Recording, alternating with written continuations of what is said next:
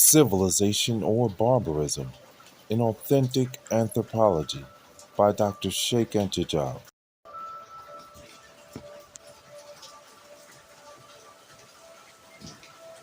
Chapter 6: Structure of Kinship at the Clanic and Tribal Stage.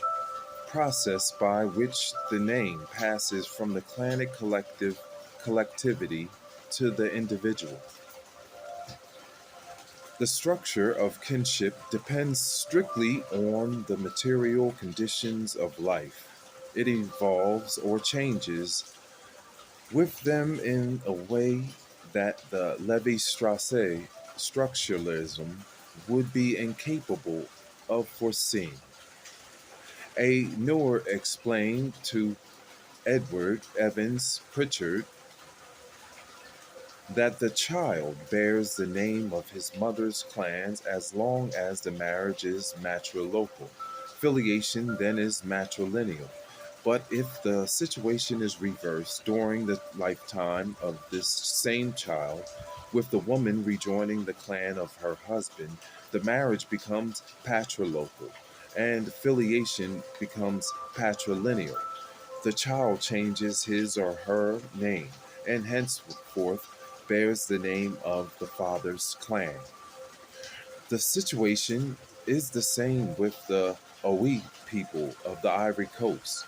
In the father's clan, the Ohi is known by his Nenemjini,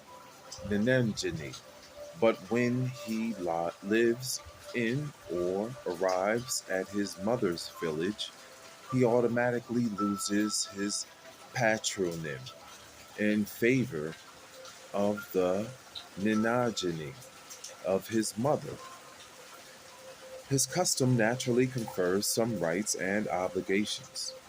Among the Hupa Indians who follow patrilineal filiation, Robert Lowy notes, nevertheless, this paternal line, though objectively distinguishing itself from the other by a communal residence, was not specifically recognized by the Hupa people as a distinct unity.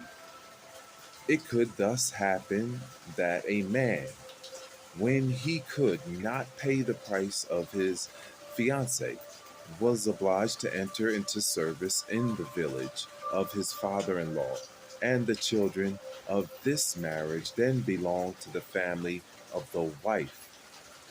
Further on, he writes, the Pueblo Indians are matriarchal in the full sense of the term. It is not the same with most of the peoples classified under this heading.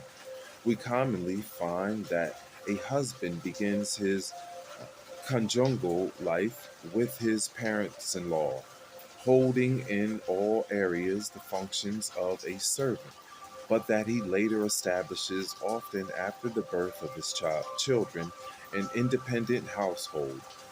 This is the case with the Hidatsa, the Owambo of South Africa, the Kazi of Assam. The influence of the maternal kinship is therefore less pronounced than in permanent matrilocal associations. This transitional phase, the passage from matriarchy to patriarchy, is rich in information for sociology. We see at the work of the very historical and material conditions that have given rise to both the matrilineal and patrilineal systems and the avuncular relationship, kinship, filiation, inheritance, all derive essentially from the privileged social situation of the spouse who remains in his or her clan and therefore hosts the other. We might cite the example of the blue blood of Ireland. The husband who migrated from the continent had no rights over his children by the island mother. Therefore, the two systems are not the result of the racial factor. Ethnicity is not involved. If the respective cradles of civilization had been reversed, blacks and whites would have left to history the social models opposite to the ones we receive to them, and we'll stop right there. Continue back off with chapter 6 of Civilization or Barbarism. I'm your world rival. Hi, sorry.